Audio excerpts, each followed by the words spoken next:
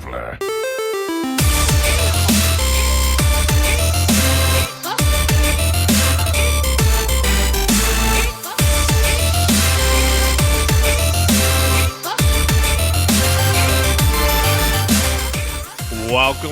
Welcome, everybody, to another episode of Born to be Wild, a Hearthstone podcast, a Wild exclusive Hearthstone podcast featuring two of the hottest guys in Wild, in my opinion. But, Nate, before we get into all that, how are you doing today, Nate Wolf? Oh, yeah, another day in paradise. I think I can't complain. Doing well, and I'm very happy to announce we have another very special guest on our program. So, Wild legendary Hearthstone player and streamer Shia Wasina, welcome to the show. I hope that I pronounced your name correctly. It's totally fine, dude. Thank you for having me. Yeah, absolutely. It's good to have you. So, all right. So, how do you pronounce it for the record? Shia Wasena, but you can just call me Shia. Everyone calls me Shia. Gotcha. All right. Well, yeah. Welcome to the show. It's good to have you. Yeah.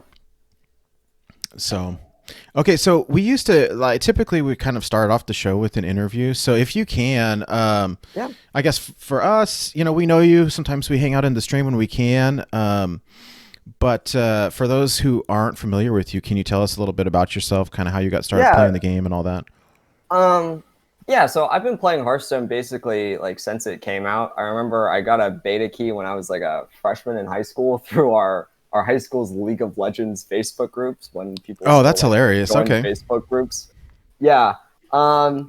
And I didn't really try hard or anything until I used to be a rank 15 gamer for the longest time until maybe Kobolds, I think, was when I finally started trying to rank up and stuff and Forget when I got my first legend, but really I've just been playing the game ever since it came out, and then over the last 2.5 years I've just been hitting legend every month. Nice. Oh wow, so you've been hitting legend ever since you were a kid. Yeah, came out of the womb, started hitting legend. So yeah, because I've always liked other card games. When I was a kid, I started playing Yu-Gi-Oh and Pokemon on the playground and shit. And then in middle school, I started playing Magic. So then Hearthstone was just the next in line of the long legacy of becoming a card game player. Did you run into the issue that I ran into where your Magic friends, which is hilarious because notoriously Magic people are nerds. I am one of them. And your Magic friends would kind of not bully you, but give you a hard time for playing Hearthstone. It's such a stupid game. Yeah, they're I would say more when the game came out than towards now. Yeah, the first year or so, Hearthstone was out. Everyone that played Magic was oh, why would you want to play sorcery speed Magic? What's the point of that? Well, we hear all the time people shame kind of the RNG elements of the game, and really it's heavily reliant on random effects that people hate on all the time. So, well, I think that's kind of the beauty of the game. There's a lot of let's say you're playing Modern in Magic, and you know what both of the two decks do. A lot of the games are going to play out around the same variation, around the 1 to 5 same variations of play. But Hearthstone, a lot of different things can change. Yeah, all decks are trying to execute their own game plan and try and progress that. But because there are some of these random factors, things can get a little crazy. Well, yeah, and as much shit as people give Hearthstone for being random, I think the main reason why it gets so much flack is because the word random is on so many cards. But the fact that we get a mana crystal every turn, that's not random. Whereas in Magic, I can't tell you how many oh my god, how many times you've been mana screwed? Yeah, I've been playing Magic the Gathering Arena a lot this week. I've been super into the new set. And yeah, I've lost at least 5-6 games this week for not being able to play any cards because I didn't draw lands. So as much as people give us a hard time in Hearthstone, I think that at least we get to always play our cards, and that takes a little bit of the random element out, Yeah, Yeah, for sure. definitely. I mean, I think one of the things that we have going for us as well as a digital card game is just that, if they need to make adjustments, they can go in and do a hot fix or a patch or something like that, as opposed to in a physical format card game. It's like, okay, what? Then you have card bans, where you can't use Yeah. your stuff anymore, and there's no like return value, and there's no, I mean, Well, I mean, speaking of return value, Hearthstone literally has zero return value. At Yeah. least in Magic, like one thing that I like about it is that there's this whole like, seedy underbelly economy to all of it, and your cards are worth something. You can trade those in and stuff. But Hearthstone, like you buy your packs and then you just sit them with them in your collection. It's such Yeah, a pretty funny much. thing. It's such a funny thing in Magic because like WotC has to pretend like it doesn't exist. Like, oh, a secondary market, you say? I've never heard of it. Meanwhile, they're like they're perfectly curating their packs to make sure that the secondary market's happy. I'm sure it's we pretty could funny. fill like 5 episodes worth of just talking about WotC and the whole Magic market and what a shit show everything is. But this is Hearthstone. Exactly. Get rid of the reserve list. Back to Hearthstone. So, but Nate, you mentioned patches and balancing and stuff, but the thing about that is Hearthstone has the ability to do that, but they haven't done it in a while, and I don't see them doing it anytime soon. So they seem to manage to like drop balance changes like half an hour before we record our shows. So which I love. Well, last time it was halfway through the show. I think we had Gold Daniel on when they literally less than a month ago when they nuked Demon Hunter. So it's pretty cool Yeah. that we get. Oh no, that wasn't the Demon Hunter nerf. That was the Quest Mage nerf. yeah, So yeah. it's pretty cool that we fit into their schedule. I called Ixar and I told him like, hey, just make sure. So they're taking care of us. So, but Shia, can I call you Shia? Is it Yeah, easier? Shia, Shia, bro. I think we need All to right. talk about the hottest guys in Wild thing real quick before we That's move what on. I was- Yeah, we can talk about. I'm this sorry, for a hot you second. doomed yourself to that by being on the show. I have. I kind of knew that like anybody that like makes a meme or anything like that, it's bound to haunt you in your future. We think it's hilarious. I think it's hilarious, but Yeah. I still think about it's there's like right before you're like drifting into sleep. Sometimes like those like little like things pop up in your head. One of those things from time to time is, hey, remember when you made that top 10 hottest wild guys video? Well, it was really funny, highly inaccurate. I'll say that much because I wasn't on the list, but it was really funny. I remember I was at work when that video came out, and I had to stop everything I was doing to watch it. I don't laugh out loud from videos often, and I laughed out loud. It was really funny to see. Well, thanks, man. So good job on that one. Concerned mom, hottest man on Wild. So I'm okay with that. oh yeah. I think I'm a 10-month sub now in the Bald Club, and like you can see, it's thinning a little bit. So maybe a couple more months, might lose it all. You got some catching up to do, buddy. Oh dear. So Well, anyway, So we had like an abundance of news this week because there was all of like the normal news, and then we got balance updates about an hour ago. But we got them in time to talk about them on the show. So we can jump into it unless there's more questions that you have for our young friend over here. Yeah, anything dying that you need to know? I do like your shirt very much, Craig. oh yeah, Born to Be Wild, the T-shirt. Get it while it's hot. It's not for sale yet, but it will be eventually. So We're for work- the podcast listeners, I'm wearing a great shirt on my sculpted body. It's definitely the body of a Greek god. Don't say which one, but yeah. Oh, my Okay, goodness. okay. So we got announced a couple days ago that there are some game improvements incoming. So these are all kind of more minor things, but end of season rewards are going to be packaged now in a manner that when you're in client, you can easily see what your ranked rewards are for the end of the month. And I'm like, okay. Collection manager filter panel will remain open after using search. Okay, that's cool, I guess. They've yo.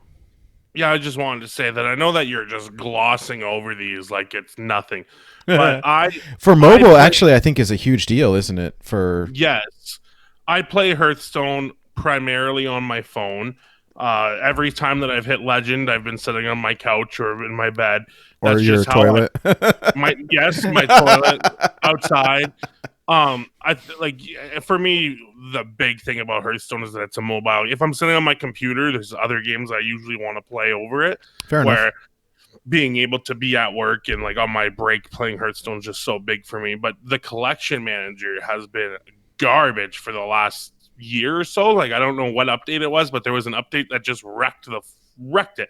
And now I've already seen noticeable difference. Like that filter panel no longer being dismissed until the done button has been pressed is huge. And being able to drag my cards into my deck without having to like exit out of shit is big. There's so many quality of life things here that make it easy. Like there's days where I'll be on my phone. Like Hearthstone's been a lot worse on the phone the last couple months, and there's days that I'll be playing and I'll just say, yeah, I'm done for the day. I'm going to go boot up another game because I can't deal with these disconnects and I can't deal with this UI.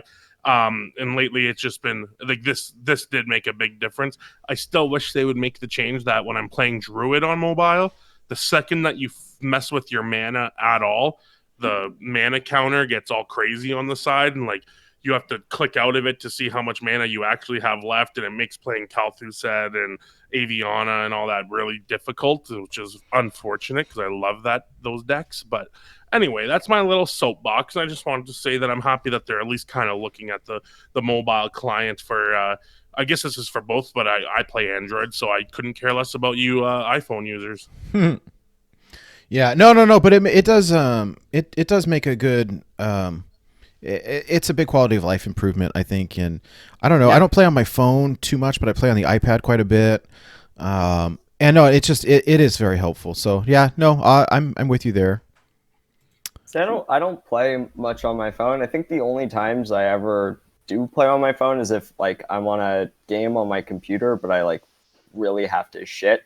So I'll pull up the game on my phone and then I'll go run to the bathroom. Do you drive? Yeah. Oh, well, you should try it. Play while you're driving.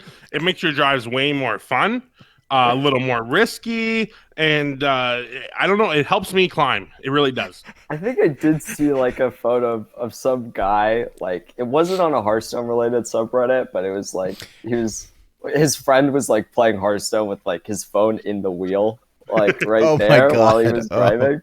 I've definitely finished a game like that before. I would never recommend it, but I have done that.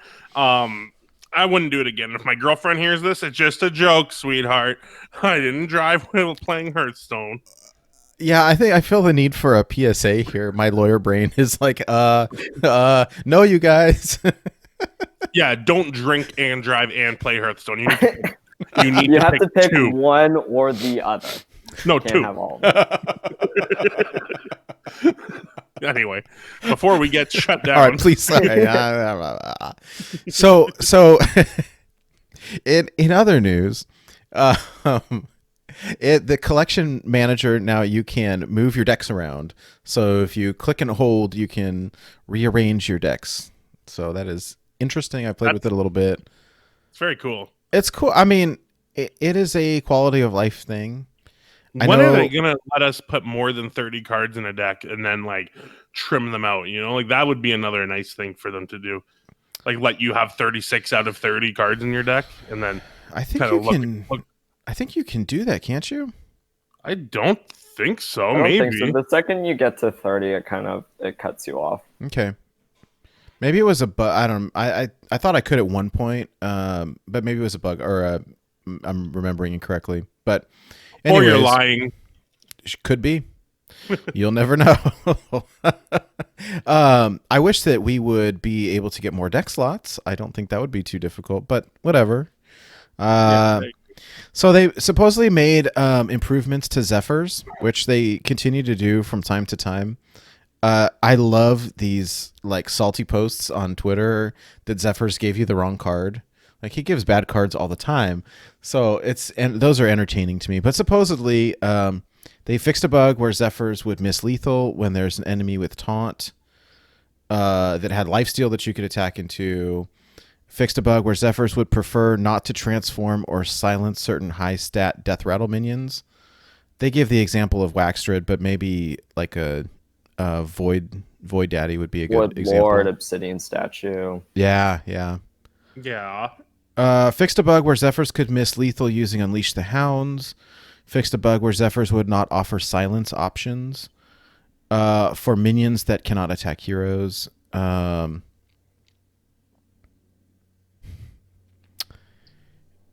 There's a handful of other things. I think the only one that I read that was like a significant like real gameplay change was the not offering Natalie Celine for the next turn. Yeah, that was such a dumb little thing. I didn't like that. That was a offered card. You know, it made your piles really bad because it would always be Tyrion, Natalie Celine, and then one other. But now there's like more flexibility in that slot. Yeah, I agree, and I think that Zephyrs is always going to be in these patch notes until it rotates out of standard, and then we'll get the Zephyrs that finished up because I don't imagine they'll ever touch it again once. Like, oh god, can you imagine once it rotates out? They're we're not going to touch it anymore. I don't think they will. You do have to like give them credit for making such a complex card. Like, what a crazy idea. And like, for the most part, I'm happy with Zephyrs. And when I'm not happy with Zephyrs, then what? I think it's worth my sadness when my Zephyrs doesn't go well to watch like Rod Johnson's Zephyrs not go well. It's so funny to see. Zephyrs gave me lethal in my THL match this week, so it gave me the 8-mana Demon Hunter card that Inner Demon give you plus 8 attack. Inner Demon. Is that what it is? Yeah. Yeah. So worth it. Worth it. All right, what else we got? Lots of news. Hey, free Nemsy. If you don't have Nemsy, if you haven't gone to a Fireside Gathering or spoofed a Fireside Gathering, you can now log in and claim Nemsy for free between May 12th, which was a few days ago, and the 19th. I think you just have to go into the store and claim her. Yeah, I don't know. I already have her, so I went into the store just to see, and like it wasn't even in my store, so I don't know. I'm not sure. I'll do the science while we're recording because I haven't claimed her yet. Oh, yeah, you should do it. I'm gonna. Not because you told me to either. I'm gonna do it because I want to. Attaboy. Before we continue with the news, I want to just take a quick break to mention our sponsors, Pug Ugly and Shokunin. You two are great guys. You're the reason that we're able to podcast every day and that I'm able to have cool shirts that say Born to be Wild on them. So keep sponsoring our podcast no matter what. No matter what finances do to you, you need to keep sponsoring us. Thanks, guys. Also, thank you, Adam, and thank you, Memnar. Mezzy Crochet. Crochet. I knew it was an M. Knew it was an M. Thanks, Memnarch, too, for coming on the show and being an inspiration to all of us. Is he sponsoring us, Nate? He needs to now. No, we don't thank him here. Okay. But no. For real, thank you guys very much for supporting the show. It is due to your financial support that we are able to do cool things like make T-shirts and build a website, and we are doing a giveaway, or at least discussing one later in the show, that was made possible by you guys as well. So, and we get guests like Shia on because he said that he ain't going on no low rent podcast. That's what he told us. Yeah, it's like, guys, be happy to come on, but like, you know, what am I gonna get out of it? You know, yeah, you guys aren't hot enough. You didn't even make the list. Yeah, we get it, Shia.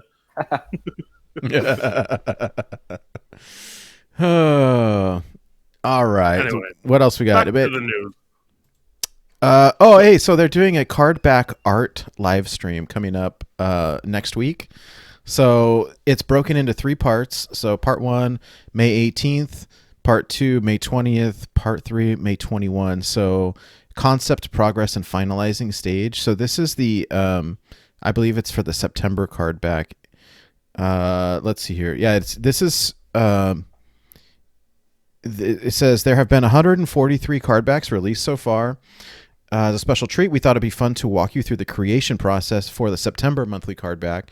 Senior concept artist Luke Mancini will stream the entire card back creation process live from concept to creation in a 3-part series on twitch.tv/playhearthstone. So part 1 concept is we go through the ideation and rough sketch, 3 potential concepts. By the end of the stream, we're going to commit to our favorite option. Part 2, we'll get the pieces in place to start our design, picking colors and hard lines. Part 3 is cross our T's, dot our I's, walk through the rest of the finishing touches. Very, very cool, though. It's nice to see some of the behind-the-scenes stuff, and I really like the card back art, so it should be kind of fun. I don't care less, but I'm happy that it's there for people like you, Nate. Yeah. I personally don't really care about card backs, but I know that there's plenty of people out there that really like them. So this week I did set up my THL lineup with themed card backs. So. Oh, did you? That's cute. How cute. I'm cute. What? I'm not hot, right, Shia? No, just cute. Just cute. Just cute. So what card back do you use anyhow? I'm one of those legend card back gamers. Damn right. I used to only play with classic. It's like regular card back, and then when I got legend, I just swapped over to that, and those are the only 2 I really switch between if I feel like switching. My Jade Druid, I use the Jade card back, and that's the only one that really matters is that Jade gets Jade. That way they know what's coming, you know? I saw some people on Twitter complaining about like one of the Lunar Revel card backs that like they wanted for them to make available again. So in like February, so I swapped over to that card back just so just to flex a little bit. Yeah, to flex a little bit on those people, because I think it was like the first or the second like one that they threw out there. Another good one is if you like, I don't play it too often, but when I do queue up Secret Mage, I always put the legend card back on it just to just to tilt them more. Well, and like we hit back before the ranked floors and before the any of the balance changes, like a couple years back, and so I don't know, putting on the legend card back was a hard flex for a while. It still is. It is. It still is. I crack up though on my climb seeing how many people are using it, and I don't know. Maybe I'll go back to using it as well. But yeah, we don't need a card back to tell us we're legend. All right. So right before the show today, they announced balance changes, some buffs and some nerfs, and so we have them live on the show, like very quickly. So they're separated into a couple of different sections, and big thank you to Imic and on Twitter at @imic_plays for putting together the graphics for this. Makes things so much easier for us than having to read the text. And again, I think these mostly affect standard, but we should go through them anyways. I don't think we play most of these except the Demon Hunter ones, but I disagree. I too disagree. We play some. I don't know. I think the Lurker below can go in Shutterwalk decks again. So anyways, that's what I was referencing, Nate, is that I think maybe some of these we're not playing right now, but these buffs, there's a reason to try them out. And, hey, sure. No. This is great. I mean, if it affects standard, it affects us as well. So what I think we take it one by one and kind of discuss as we go. Yeah. Okay. So first up is Aldor Attendant. It is a Paladin card. Currently is a 2-mana 2/3. Battlecry reduced the cost of Librams in your deck by 1 for this game. And it is being reduced to a 1-mana 1/3.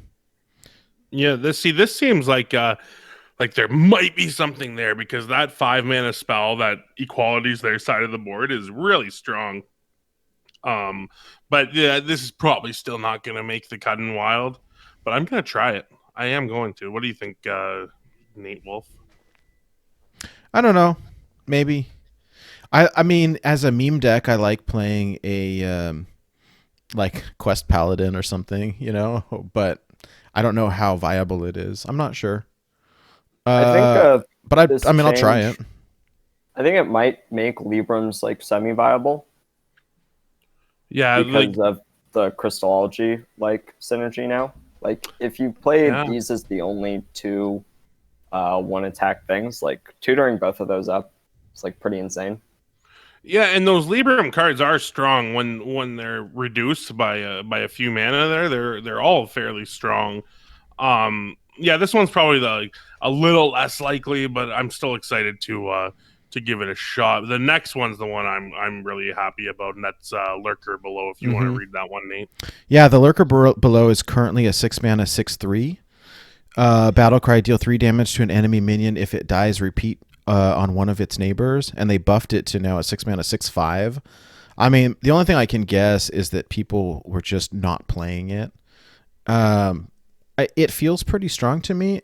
The effect is similar to kind of like that dragon card in Battlegrounds, but it works pretty well against the token decks or against Demon Hunter or cards with lower health. And so I'm interested to try it. I think before, with the stat line so low, it's just like, but at least I'd like to try it. I don't know. What do you guys think? Like now, its worst case scenario is that it's a fire elemental that can't go face.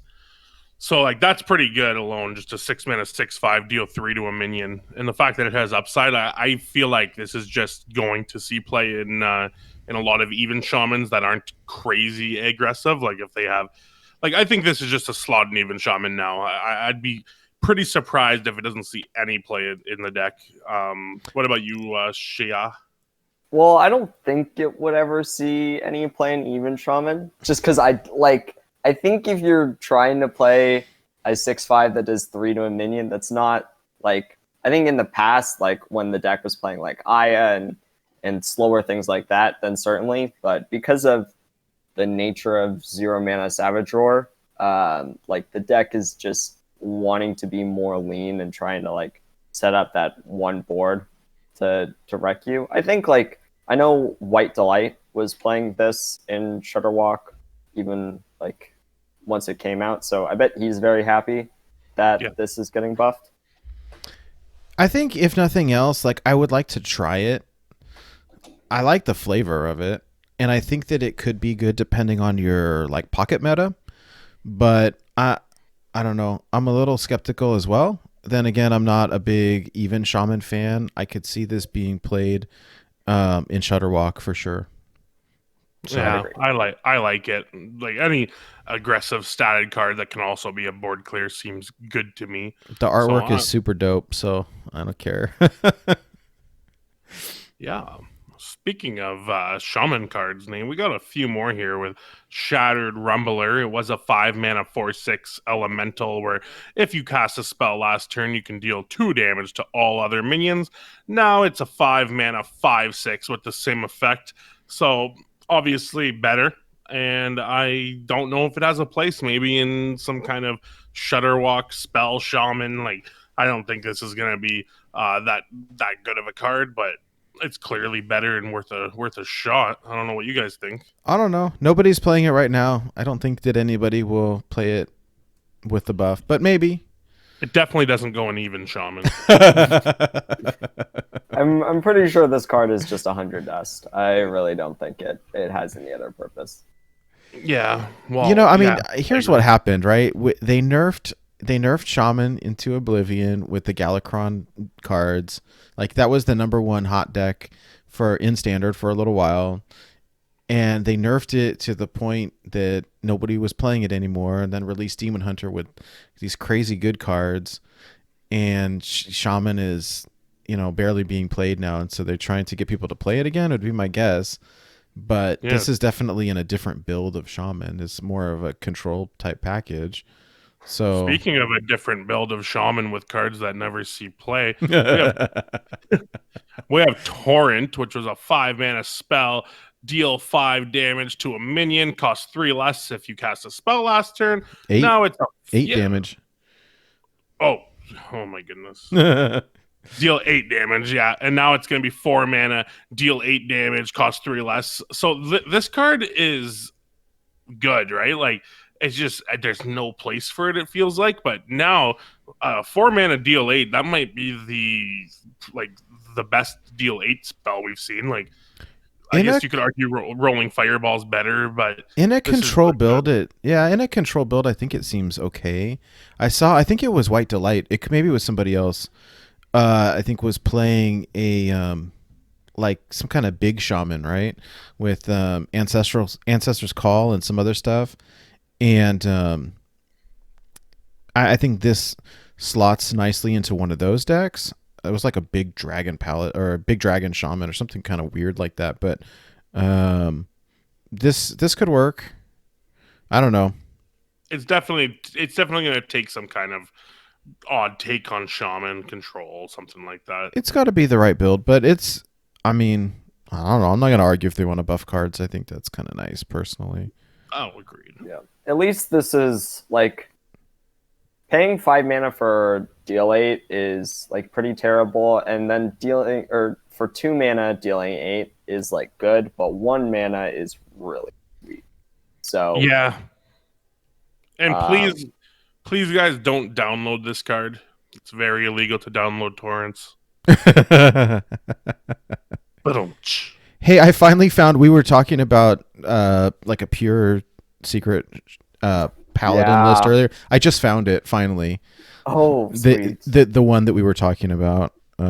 Ruining myself for weeks there. I forgot to like it, and it was just bugging me ever since. I'm sending it to you. It's by Glore Magic. I knew you had it right. This from a Chinese player. I'm sending it in the Discord. But anyways, we can talk about that later. So we have Nerfs now. So, and these I think definitely do affect us quite a bit. Some of them. So Blackjack Stunner, the rogue minion. It was 1 mana 1/2. Battlecry. If you control a secret, return a minion to its owner's hand. It costs 2 more. Now returns it at 1 more. I don't know. I wrecked someone with it last night. It was great. They played a 10 mana cost card. It was Yasiraj, and bounced it back to their hand, and now it's unplayable. It's beautiful. It's still a very good card. It's just not as very good. Yeah. Well, and then so the next one, kind of along the same lines, the rogue legendary Shadow Jeweler Hanar. After you play a secret, discover a secret from a different class. It was a 2 mana 1/5, and they reduced it to a 2 mana 1/4. And I think what it could really do was, you could play it on turn 2 for tempo, and it's almost impossible to kill it. I mean, unless you've super aggressive deck on the other side. But how do you at 2 mana take down a 5 health card? Not easily. Exactly.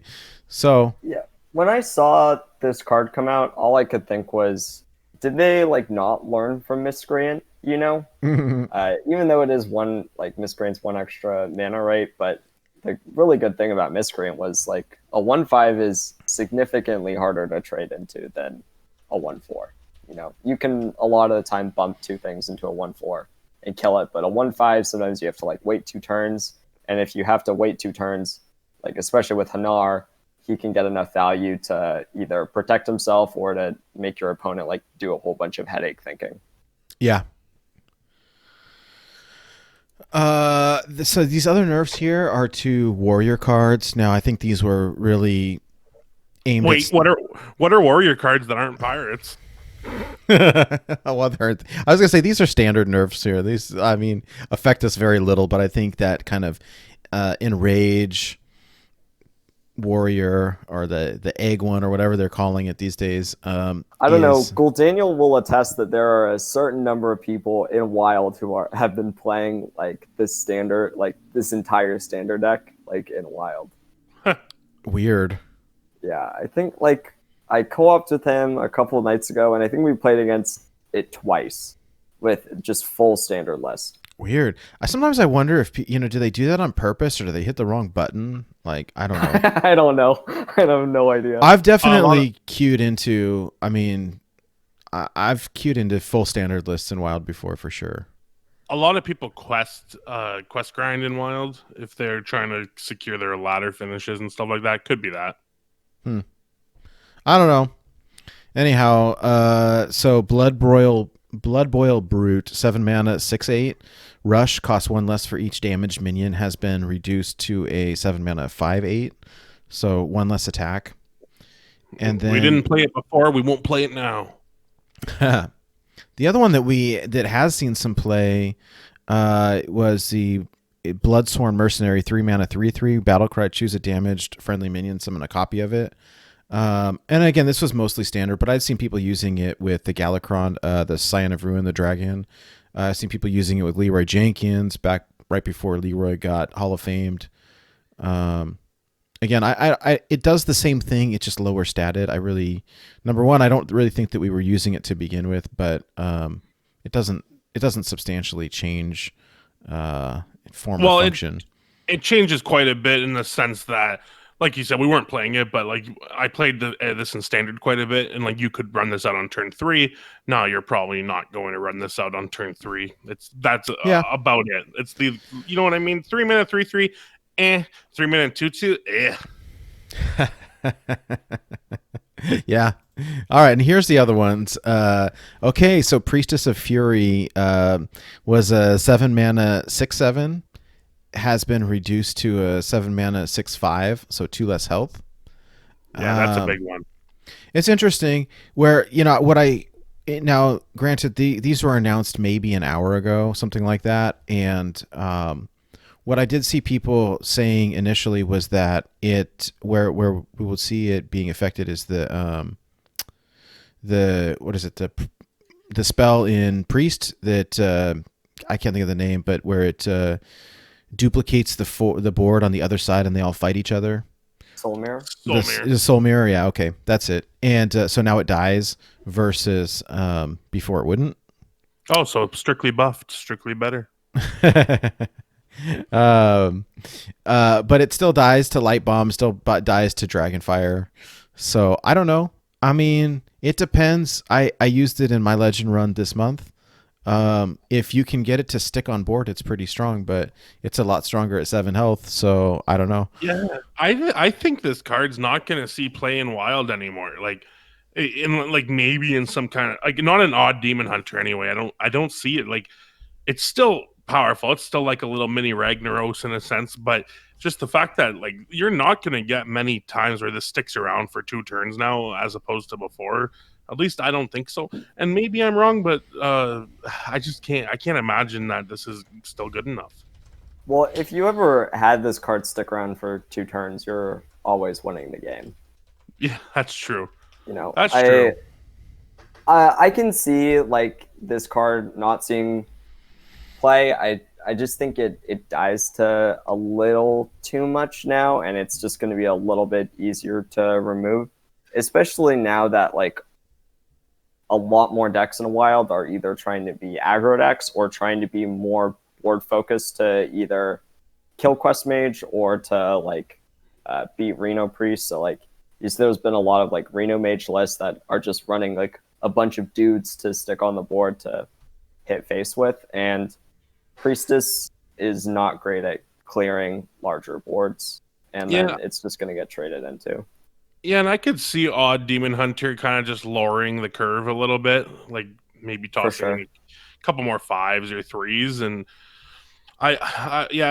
and Priestess does feel awkward a lot when you play odd Demon Hunter, like if it gets stuck on the left side of your hand, for instance, and I could see it. I could see this. I just don't think this card's good enough now. Like, you're never going to have this stick around anymore, and I think that's a lot of the power of the card is hoping that maybe you can stick it. So I wouldn't be surprised either way, but I'm kind of hedging towards no more play for Priestess. Well, what we saw, and again, we're a Wild podcast, but like I saw people who play both formats. High Lung, for example, typically will primarily play Wild, but some standard, just hit Legend in standard with a list. And a lot of people are saying now that Priestess is too slow for standard. And so if it was too slow to begin with, and now it's getting a nerf, like now it's really not good.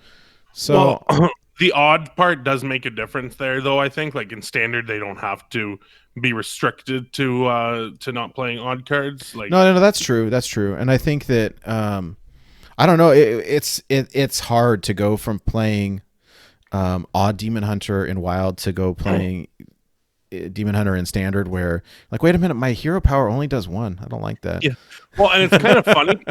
It's kind of funny because Demon Hunter is like the rare exception where in Wild we actually have almost a more limited card pool for Demon Hunter, where in Standard they have the whole standard rotation card pool plus all the Demon Hunter cards to choose from. Where have we have the whole collection to choose from, but how many neutrals are we really playing?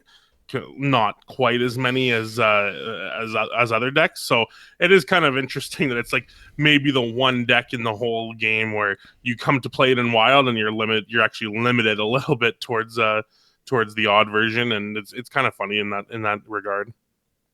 Yeah.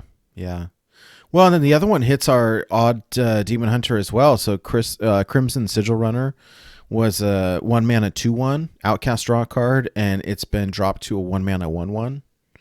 Card's trash. Yeah. Unfortunately, right? I mean, I don't really want a 1 mana 1/1 because there's a lot of way better 1 mana cards. So I don't know. I think the card's still great in combo builds, control builds, anything where you're trying to sift through your deck.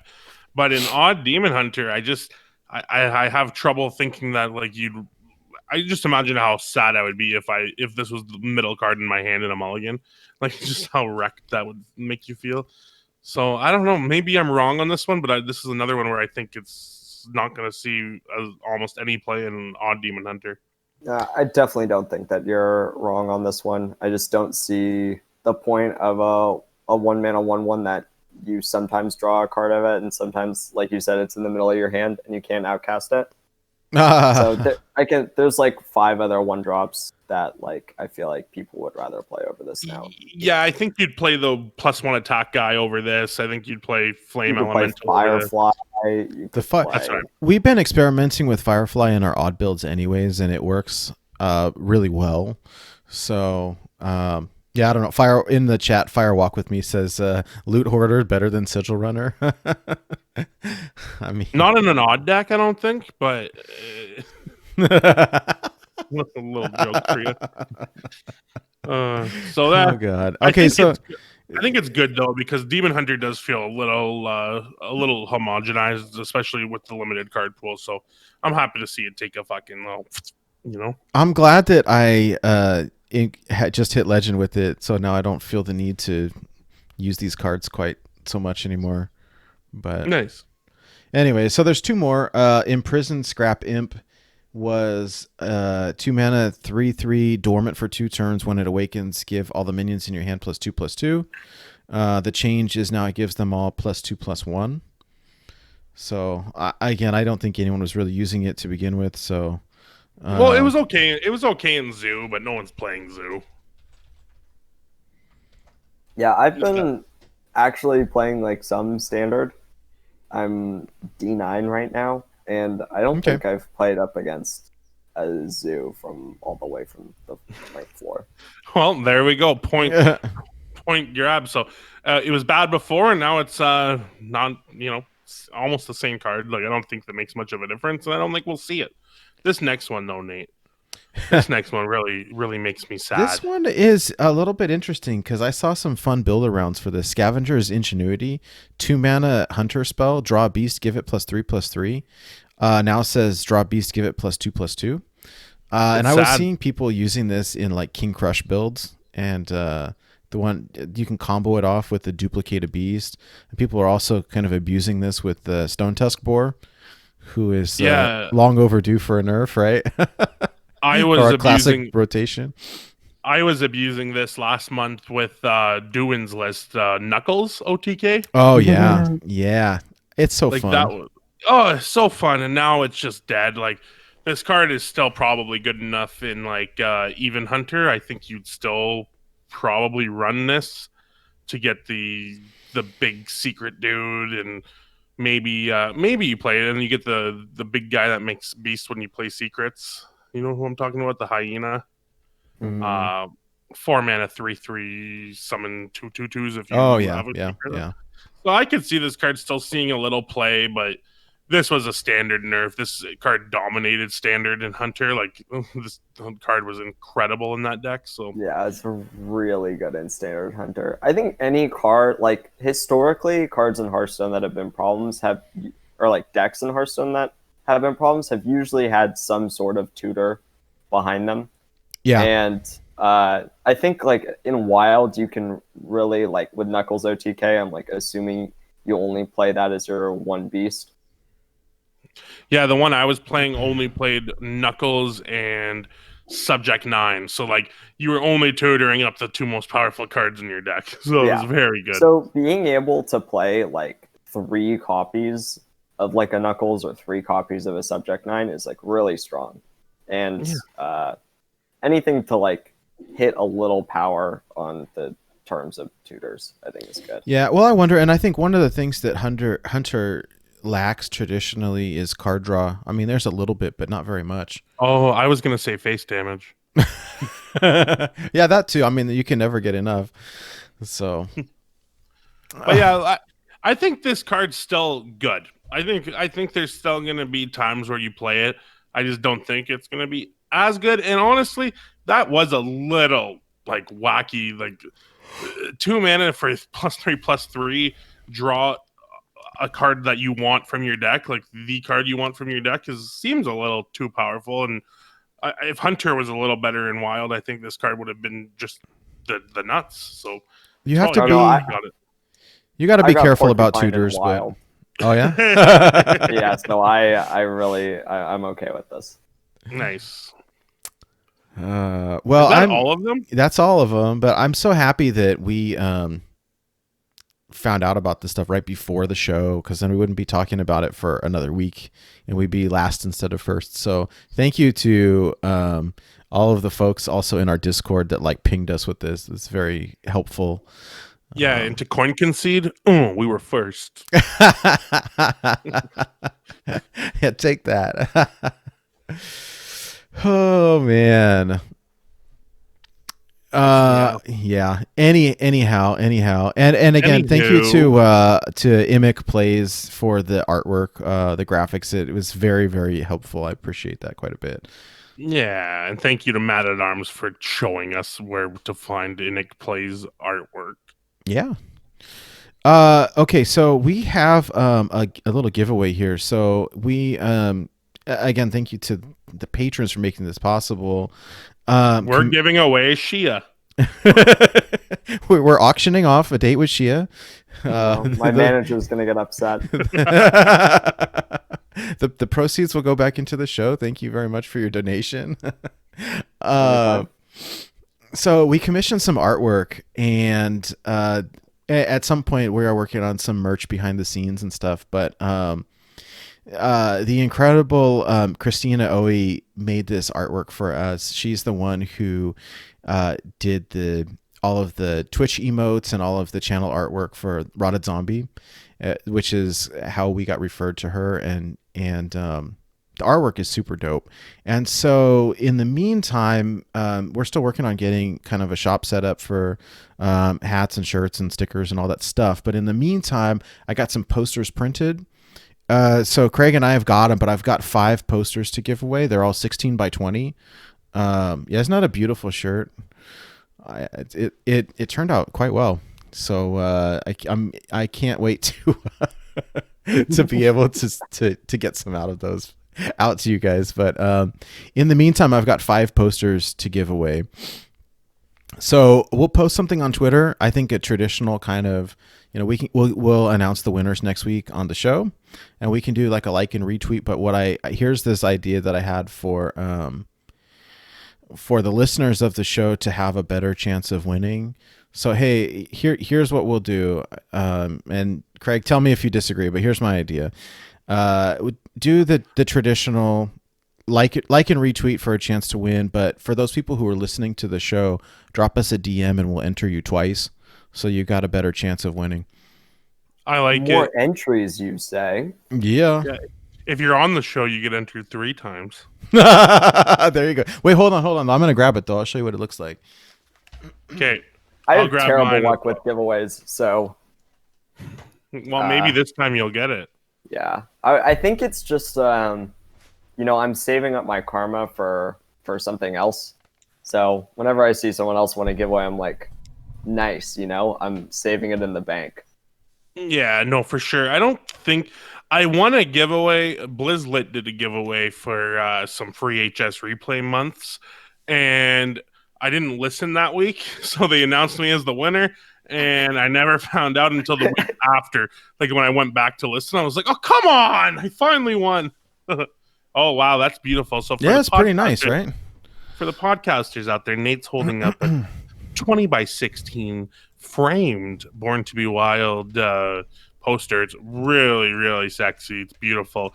You're going to want it. So like we said, we're going to put out a tweet. You're going to retweet it. You're going to like it. Make sure you're following the account. But then if you listen to the show, you got to listen real close here. You got to go ahead and just send us a DM on Twitter or Discord, and we'll enter you again. Yes. Keep that secret now. So we'll announce next week on the show.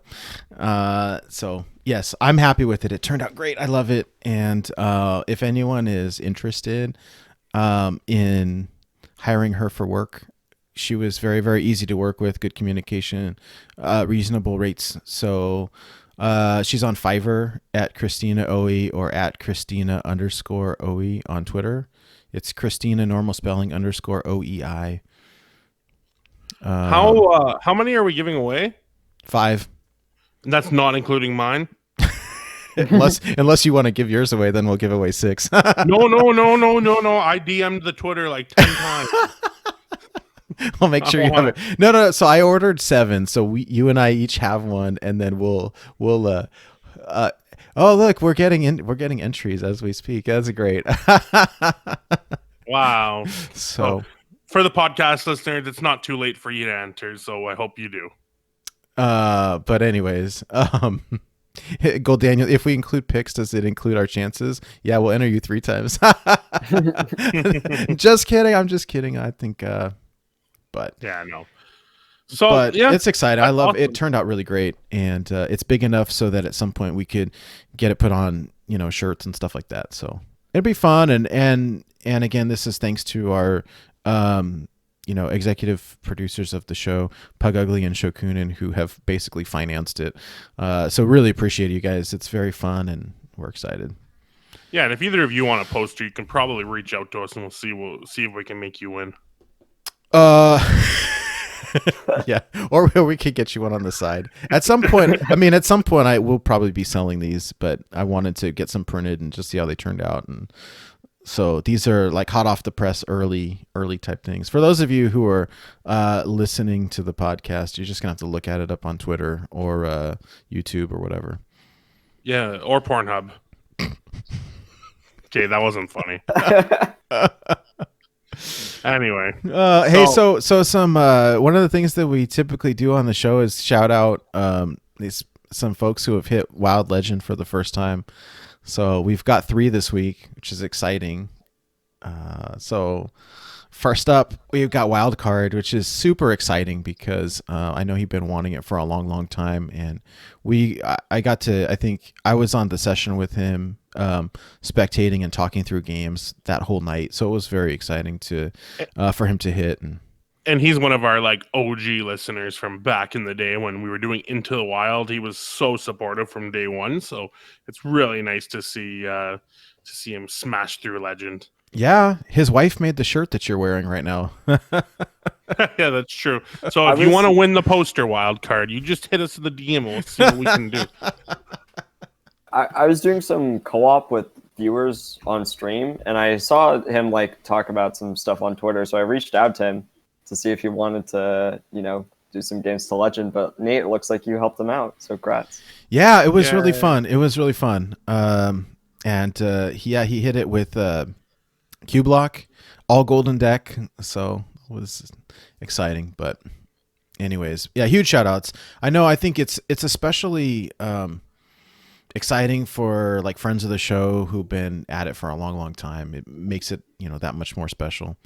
So, anyways, not to diminish from everybody else. No, screw them.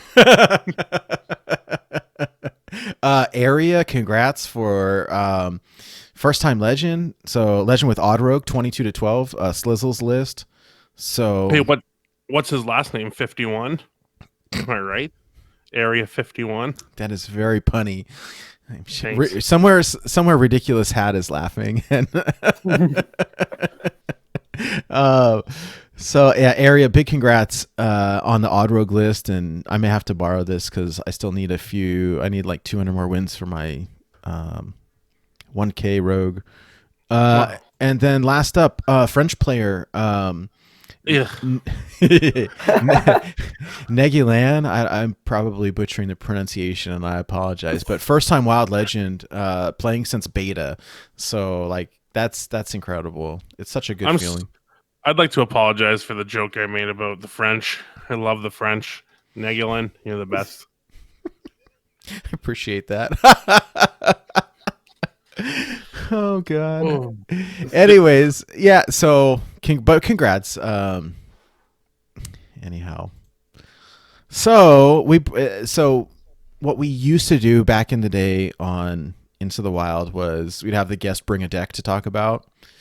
We do that on this show too. We do, but we've upgraded a little bit, and I think in talking about it, like, does it just need to be one deck? Like, no?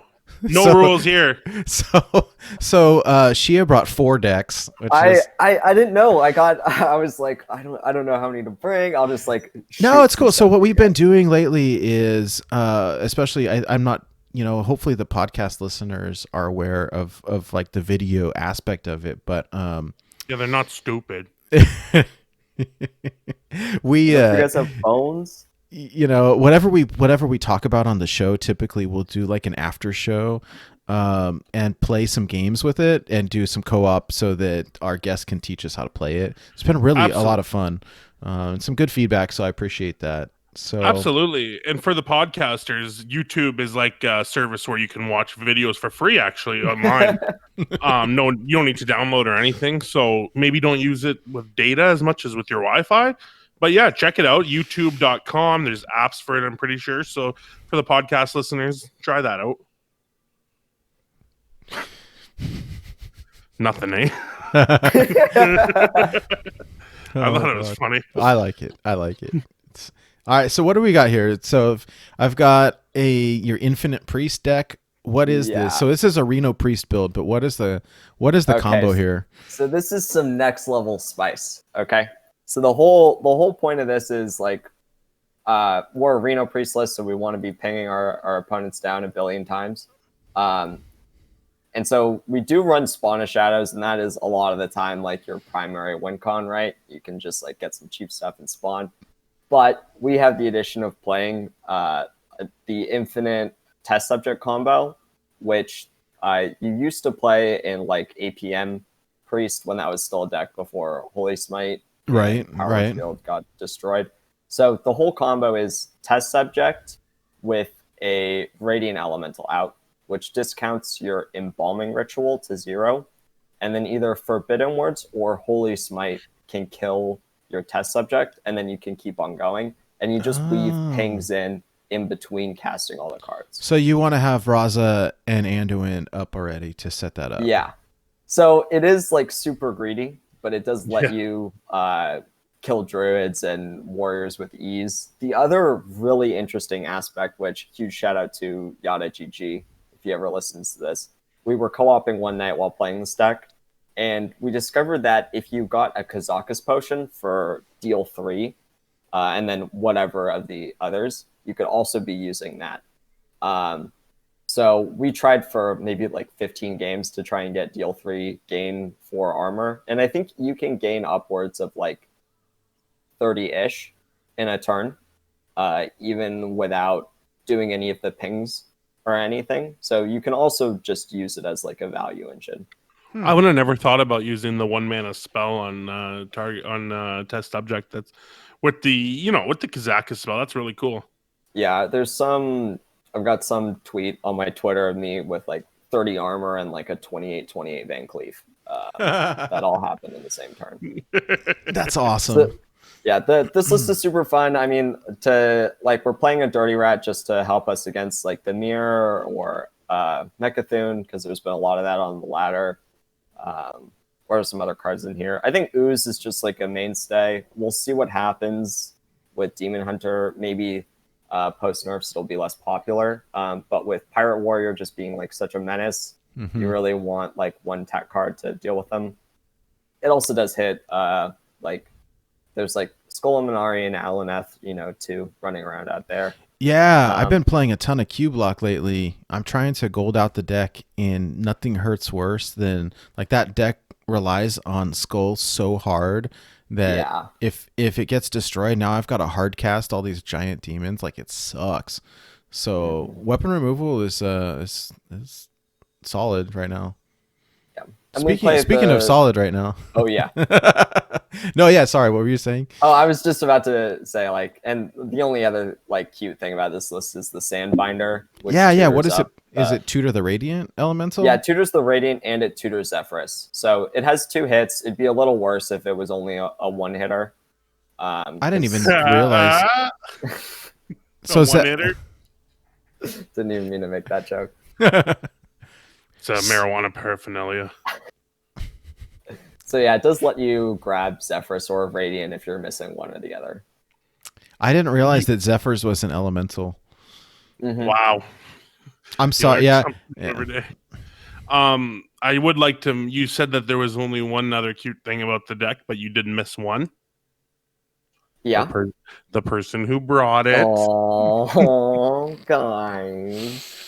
For the podcast, nice of you. Yeah, for the podcast, as she is really blushing, and I just did something so adorable. Oh my god! Yeah, I'm like a newborn bunny, just like a cute little fur ball. Anyway, I really like this list. It's like medium to like kind of bad. It's really fun.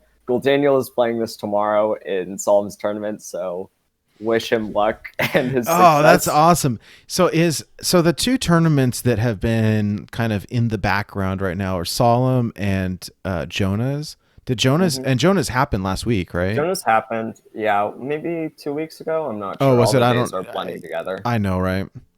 We talked about it on the show. Is Solemn going to stream any of it? Do you know? Yes. So they did stream the EU portion of the tournament. I don't know if you guys they did the EU half last week. We won't talk about any of the drama or whatever. But then the NA portion starts tomorrow, and I don't know if he's gonna do any casting day 1, but I know the Rotted Zombie and Swaguar are gonna be doing commentary for day 2. Oh, I remember hearing that. Yeah, no, that's great. And yeah, no, those are friends of ours anyhow, I think. Whether they know it or not, but yeah. Rotted Zombie lives like as it turns out, I think Shia, you and I live like half an hour away from each other, which is hilarious. And Rotted Zombie's right down the way as well. So when this is all over, we'll have to do something, but grab a pint. Don't trust Nate. I wouldn't, but I mean, grab a pint by the hearth. Sit down. But no, I think that, I mean, we don't have to get into any drama, but I think, yeah, whatever. Yeah, that's just not.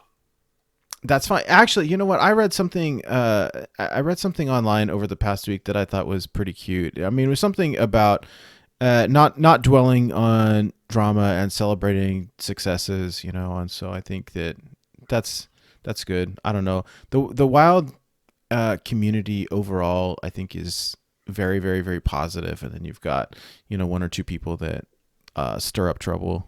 Yeah, I think every now and then. I think there's a bit of an EU versus NA mentality. A little bit.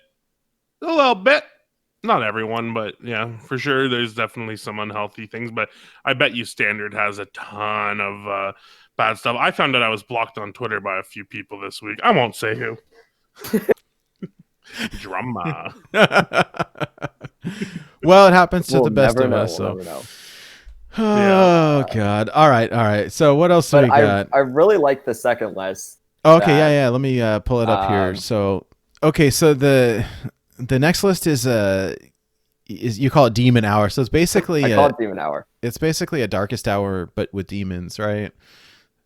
Yeah, so this is pretty much what I was playing before the Bloodbloom nerfs. I've come around on a couple things. I think like through Deck Tracker, this is V like 1.8 or V 1.9 or something. How funny, yeah. Um, so like the fun, cute things about this list, right? We're running a Shadow Council. I went back and forth on playing 2 Shadow Councils or 1 Sinister Deal and 1 Shadow Council.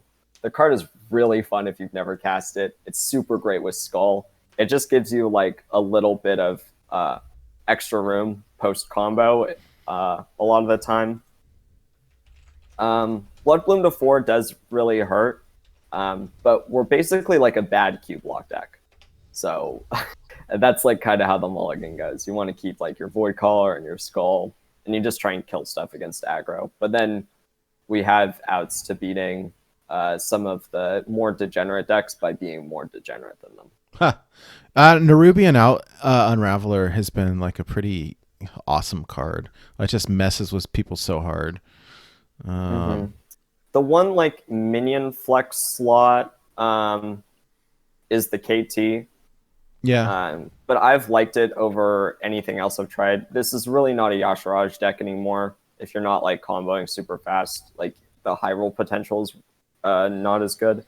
And then if you draw it in your hand, it's just really bad. But being able to like play your board and play a KT, or just even be able to trade stuff off and play a KT is pretty strong. So how has this been post nerf? Because what Bloodbloom used to be 2, right? Yeah, I'm pretty sure I'm at like a solid like 54% win rate with the deck. But this has been my pet deck. I'm pretty sure I'm the only one on ladder that is still playing any of this. I said, I've moved the numbers around, but this is kind of where I've set I mean, what's the setup here? Like, how do you play this? So, like I said, like we're kind of a bad Q block deck. So a lot of the times our turns 1 through 4 or 1 through 3 are just going to be like tap or Defile or Dark Skies against aggro. And then hopefully play a Void Caller on 4 or play a Skull on 5. And then the earliest you can combo is turn 6. So Reformed Scheme, Coin, Bloodbloom, Darkest Hour is the earliest you can go. I so swear, really you try and set up to do your combo at least at some point later on in the game. Every time I play Darkest Hour, I end up with a whole handful of 9 and 10 cost cards and getting stuck.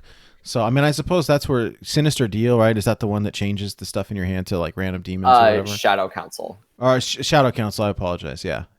So you can just like sometimes, like especially if your whole hand is just like garbage, you can totally just snap off a Shadow Council and try and get something going. Again, the card is like so much fun. It's so. We talked about it on when we did the set review show, and I think that's where we were saying that it had potential was in a Darkest Hour deck. If you depend, like if you draw really bad or late game, you've got a handful of junk that you don't need. There's some potential, and if nothing else, it sounds really fun. So I hate this deck. That's okay. There is I also wanted to mention that I forgot to mention in the news section. I don't know if they fixed this or not. You might know better than me, Shia, but they had Renounced Darkness has been buggy, and they're doing a hot fix. I heard. Oh, so it is a confirmed bug. Yep. Oh, that's a shame. Celestalon posted. That's a darn shame. Well, for the I was thinking about crafting them. For the people who didn't know, a Renounced Darkness is a 2-mana Warlock card. Replace your deck with minions from a different class, give them +1/+1, something like that. And what it was doing is that it was replacing your hero power. It's supposed to replace your hero power with like a rogue hero power, for instance, but instead it was giving you a 50% chance of getting an upgraded hero power from another class. So like you could get like all rogue cards and then just a 2/2 dagger. So it was really cool and fun and interactive. And then Blizzard was like, nope. But it makes sense. It was just a bug that Solum discovered, I think. So good on you, Solum. I just wanted to mention it because it looked like a really cool little mistake that they made. Yeah, no, that was interesting. Yeah, All right, I what really else? like this deck. Hopefully, some of the listeners ended up getting baited into playing it because it's really fun. It's really fun. And for those people who are listening rather than watching, we'll post the deck lists. We can put them out on Twitter. We also attach them in the show notes. So, and I would say probably don't craft this deck. Like if you don't have the card. Yeah, I think you should. I think you should craft it in gold, personally. Yeah, but not all of us are dirty dusters. You know, like some of us are dirty dusters, Nate. We can't afford it. Oh God. So anyway, All cool right. deck here. Okay, so next up is I'm excited for this, I think, because you were playing this, Craig, not too long ago, right? Or at least some version of this. It's a Malygos combo druid. So I don't know if it was Dane playing it. Is that where you got it, or is this a kind of well, tell us the history on this. Okay, so the history that there's this Japanese player, Nakama. I think on Twitter he's Peta Lol. Oh, Peta Lol. Yeah. Super cool guy. If you've never watched his stream, it's awesome.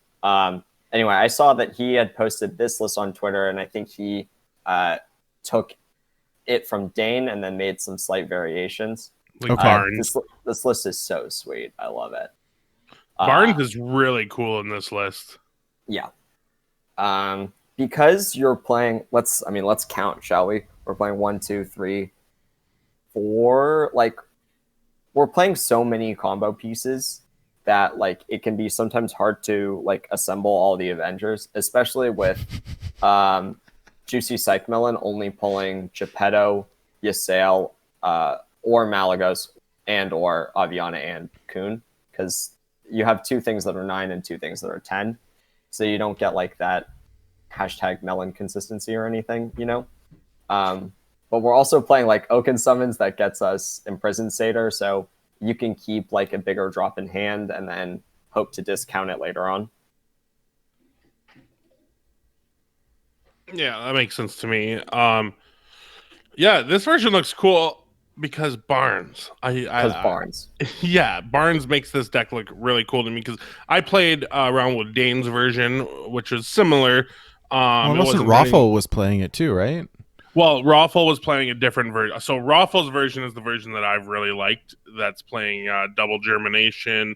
It's going all out on like just assembling your combo. It's not playing Living Roots. Like all the burn spells are 6 mana or above. You know, you're playing Starfire and UI in his deck. So I really liked Raffle's version, but it was obviously Raffle's not exactly the refiner. He's more of the inventor. Like he likes to do crazy things. And then Dane's version is probably a little more consistent.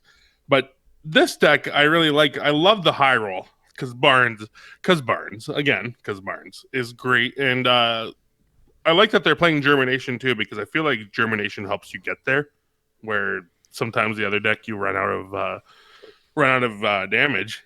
So I mean, what are we wanting to do here? Aviana Kun. Yeah, the ideal the ideal play pattern is to play out your AK, so your Aviana Kun, and then Mali Ysael and Germination. Like if we have the total, that's Germination, your Mali. So that makes +10 to all spells. So swipe hits for 14. So you've got 28, and then Living Roots is another like 7. So you or 12. So you get a butt ton of burst that you can just throw at your opponent's face. And every card in your deck in hand costs 1 for that turn. Exactly. Ysael and Aviana. It's notably he's not playing. You're not playing Malfurion in this deck. No, I just think that the Death Knight is good if you want to be playing a longer game, and this deck does not want to be playing a longer game. Okay. This deck wants to cycle to find its stuff, gain armor to live. This is I like to think like this definitely has the essence of like a pure combo deck where you wait and you wait and you wait as long as you can until the turn that you feel like you're about to die, and then you go for it. Or if you have everything, you go for it. So is this I mean, I don't see the OTK here though. I mean, I see the living roots and I see the swipes, but Oh, you've seen it then? is that it? Well, also UI. A lot of the time, the power of this deck is you get to cast a 1-mana UI through Ysayle. That also can happen to deal 10 damage. And you then draw the rest of your completely burn. refill you. Mm-hmm. I see. Okay. No, that's exciting. Trust me, if you ever assemble the combo, Nate, you win the game. Like if you get all of them and then a UI in your hand with all your big monsters, you almost can't lose. Like it's pretty insane. And it feels really good. Awesome. All right. I think probably one of my favorite decks of all time was Starliner Druid in its prime pre-nerf. It was just so fun. And I very degenerate. Yeah, that's my middle name. It's great. I think that's like the essence of Wild, so I don't have any problem with that personally. It feels a little bad to lose to, but it's Geppetto's cool too. Like I like the fact that you're playing Barnes and Geppetto as just a couple ways to high roll. Like if you ever get Aviana off that, you can just go in early. Geppetto into Aviana is probably the best feeling in the whole wide world. So what is Ysayle? Does that she makes your spells cost 1? Is that right? Yes. Yeah. So if you Barnes into Ysayle, then you can UI or you can Nourish or something to jack your combo quicker. Is that it? No. And then also, if you have one combo piece left in the deck, you can Psych Melon. You can play Barnes to find that last piece. Just kidding. Yeah. No, I see. That's cool. All right. Super cool, dude. I will say I think I'm like 7 and 10 with this list. I'm still trying to get some reps on it, but it's so much fun. Well, and so I mean, and maybe this is a good time to talk about laddering here. I mean, this helped me a lot last week. I hit Legend a week ago today, I think, or maybe the day before. It was like right before the show last week, and I was kind of frustrated with the deck I was playing and took time out to like learn the play style, learn the deck, and then I just sailed. And so I mean, I think that's part of it, right? With any deck, you should be playing something that you're having fun with, but also knowing that a lot of decks are not just like, you're not just slamming pieces out on curve. Like there's a lot of, behind the scenes or getting to know it. Yeah, definitely don't play Malagos on curve with this deck. But do you have any advice though for listeners as far as like what is your take on that? How do you ladder? How do you learn decks? So I would say like half of learning a deck or half of laddering is like, it really falls into a couple parts. Well, we'll talk about like learning a deck first. There's some cards that are just going to be better in your opener, and learning how to mulligan is really like, I would say, the essential skill to like becoming a better player. If I can speak on that real quick, when I was playing Cyclone Mage, when I first started playing it, I was keeping Book of Specters in my mulligan, and I still had a good win rate. So I just assumed it was right, and I guess I was getting a little lucky off of it. And then someone was like, "Why the hell are you keeping that?" I stopped keeping it, and I hit Legend like that night. So it just goes to show that sometimes like it is worth like, if you can't find a streamer, then ask a couple of people like, "Hey, what am I doing wrong with my mulls here?" I think mulligans is super underrated for like the most important thing to get better. Yeah, and I think it's the number one thing that a lot of people who are struggling, they will like try and express their problems, and then when you ask them like how they mulligan, and they're like, "Oh, well, I try and keep like these things." You're like, "Okay, well, you're just wrong there." So in this deck in particular, like you want to be keeping your Oaken Summons, because you don't really want to be playing your Imprisoned Satyrs. You want to be getting them with 6 mana or with 6 armor. Psych Melon in a slower matchup is a good keep, and then against any aggressive deck, you want to be trying to keep your Rats. and Ferocious Howl is also something you can tend to keep normally. Okay. But really, and then this falls into the other part, laddering, is like knowing the meta and knowing like matchups. So if I was to queue into like a priest, or if I was going to queue into a warlock, like my mindset of like, oh, what am I playing against affects like how I'm going to be like making my decisions throughout the game, or especially my mulligan. So right now I've been having a lot of trouble on ladder with warlock in particular, because there's 3 decks that all have about the same play rate that have vastly different mulligans. So there's Discard Zoo, there's Mechathune Warlock, and there's Cube Block. Right. Yeah. And against Mechathune, you want to be keeping, like, for any deck, you want to be trying to either find your disruption tools, or you want to be killing them before they kill you. So, like, what was I playing yesterday, or what was I struggling with? Like, I was playing Raza Priest, which is not a good matchup, but like you can understand like a hand where you're against Warlock and you have like a Spirit Lash and a Pain and then like some other card. You're like, well, I kind of want to keep one of these, but then if it ends up being Mechathune, I don't really like. I want to be finding my cyclers, but if it's Zoo, I want to be keeping these things. And then if it's Cube Block, well, I don't really want any of this removal, and I just want to be like trying to churn and like get to my end game. Okay. No, that makes sense. Yeah, It's so I mean, it's I'm kind of rambling here. But no, but I like, mean, there's a lot of. I agree with you in that. Like, so I made a legend run last week, and then I co-opted with Wildcard for about 4 hours a few days later, and so I'm very familiar with that D5 to legend. And I think you're right, though. Warlock in particular, like you don't know what you're facing. It could be. I've seen a ton of discard Zoo lately, a lot of Cube Lock, a little bit of Reno Lock, a handful of Mechathune as well, and like, but the mulligan strategy is pretty different depending on what you're seeing. So yeah, it makes so it tricky. I've been like kind of struggling with dealing with that, and the easiest way is just to like. This is more applicable at like higher legend, but like if you know who your opponent is, you know what like they're queuing. Yeah, I think like on the rank, like on your way up where you don't necessarily know people as well. I think the way to do it, in my opinion, first play the numbers. So if you're playing against Shaman, for instance, mulligan as if it's even Shaman. Don't mulligan as if it's Shutterwalk Shaman, because chances are it's going to be even Shaman. But then, and like against a Warlock, where, let's be honest, it's pretty much a coin flip between where it could be.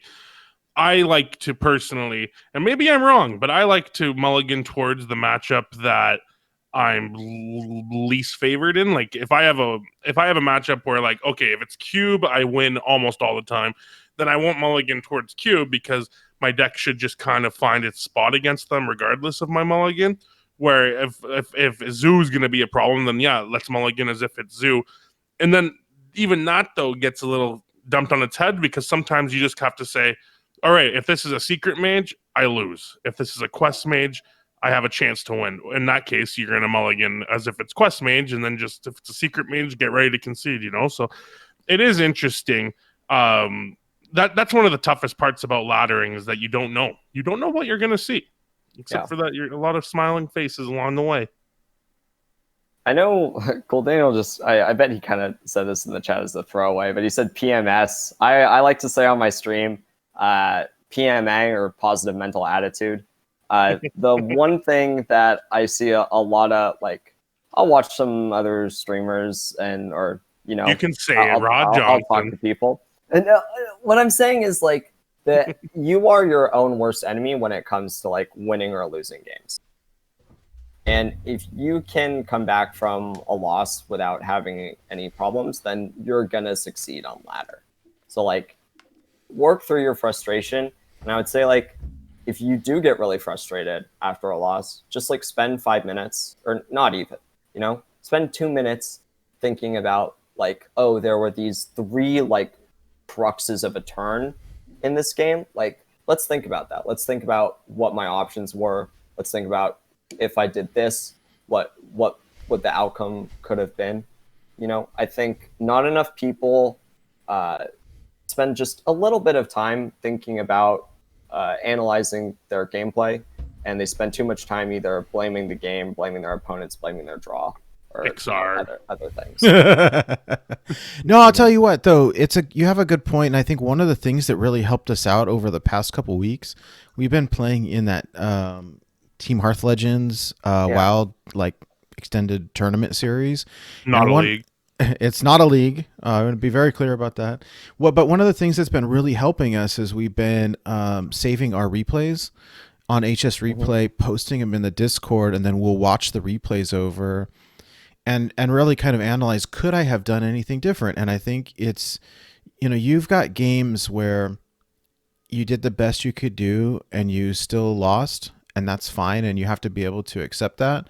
Sometimes you're going to draw the nuts, and sometimes your opponent is going to draw the nuts, and where you really have to, be able to do a self-assessment and ask yourself, like, could I have done that better? But it's helped because I'll have Craig, hey, can you look at my games? Danny, can you look at my games? Could I have done anything better? I think I misplayed on this turn, but I think the rest of it, like, I did okay. Do you see anything? And have Danny or Craig say, oh, yeah, I mean, I think that for the most part it was good, but I think you missed this on turn one. You could have done it better. And it's really helpful because when you... Yeah, we found a few things doing that this week. Yeah, I mean, it's really beneficial, and I think, you got to be able to, I don't know, like... just accept that you're, it kind of sometimes will play with blinders on, or like the eye of the storm type scenario, right? Mm-hmm.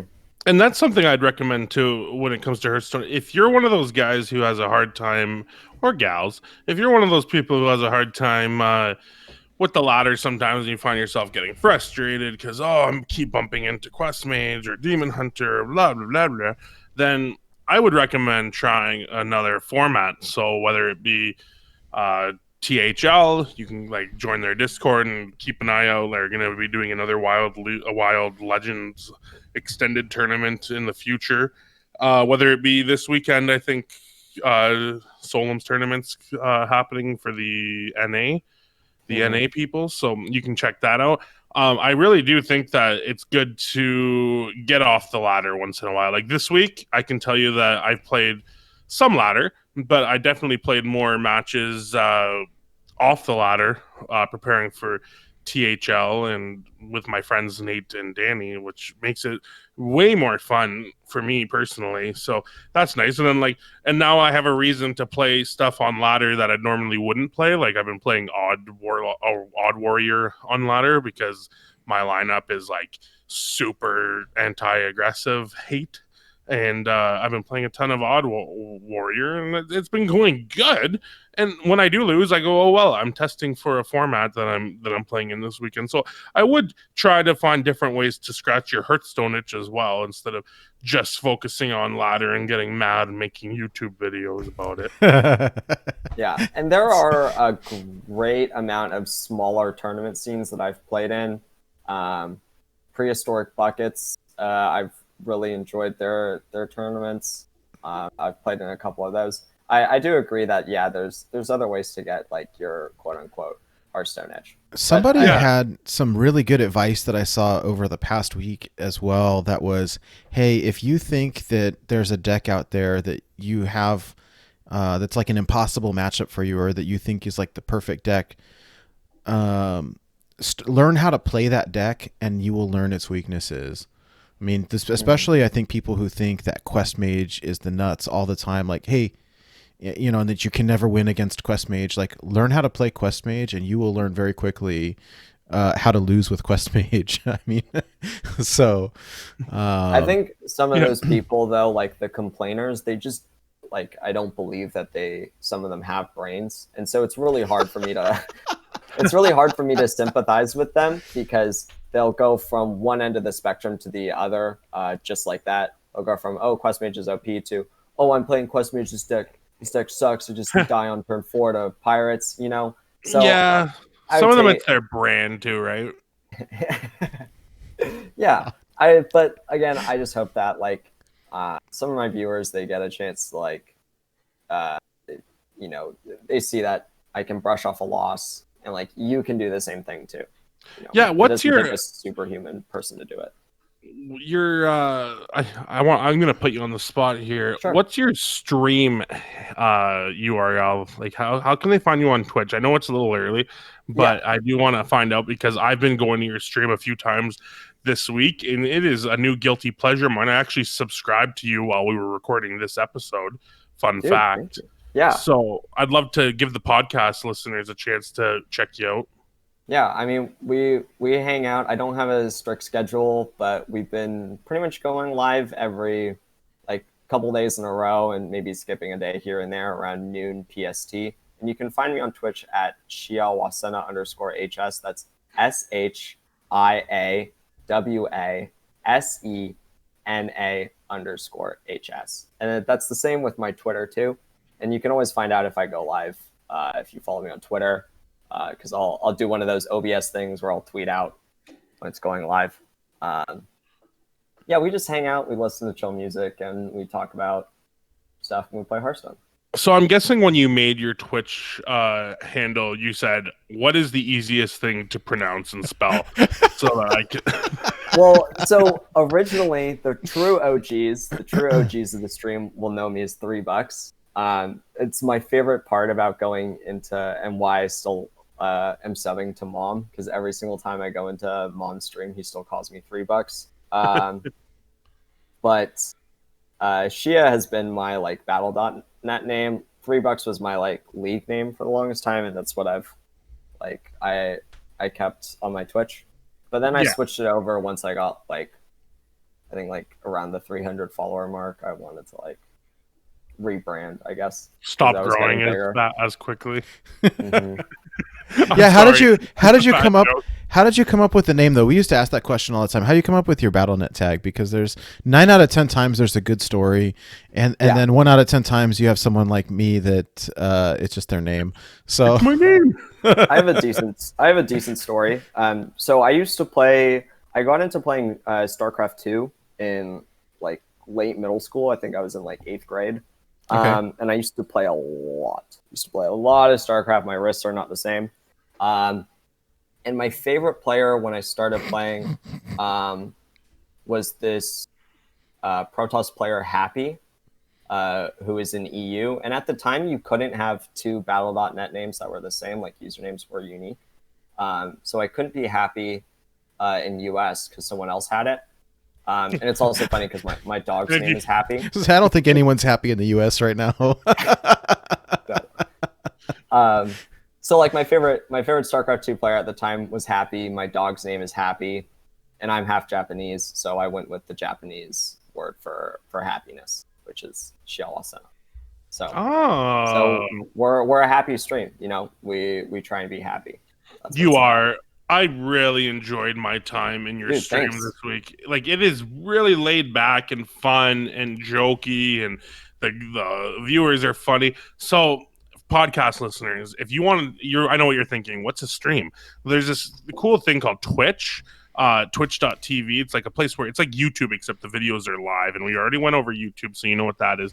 But here, if you guys have Amazon Prime, for instance, you guys can actually go over there and link your Amazon Prime account to a Twitch account, and you can subscribe to Shiawasena, or as I like to call him, Happy in Japanese, for free. So, for free. And so go do that. And we made the mistake of not long ago. I went to my grandma was getting her like hip replaced, so I flew down to Vegas before all of this conundrum started to. It's pronounced Corona. Corona. And before I left, I did a drunk stream, and it was it was fun, and it was also a disaster. So I have a new sub goal. As we get to 50 subs, we'll do another drunk stream. So with your grandma? Any of my listeners watching, you'll know that it was a riot, and it'll probably be a disaster like the last one was. That's awesome. And as long as we're talking about super cool and interesting backstories to your usernames, I'll tell mine. I'm Craig, and I'm from Canada. So Craig of Canada. Well, it's got yes. Hey, one of the things that we were doing, I was hanging out in the stream last night, and you were talking about this pure paladin secret list. In fact, the fourth spicy deck that we haven't quite got to yet. But it was fun because who is it? Chillestial, is that right?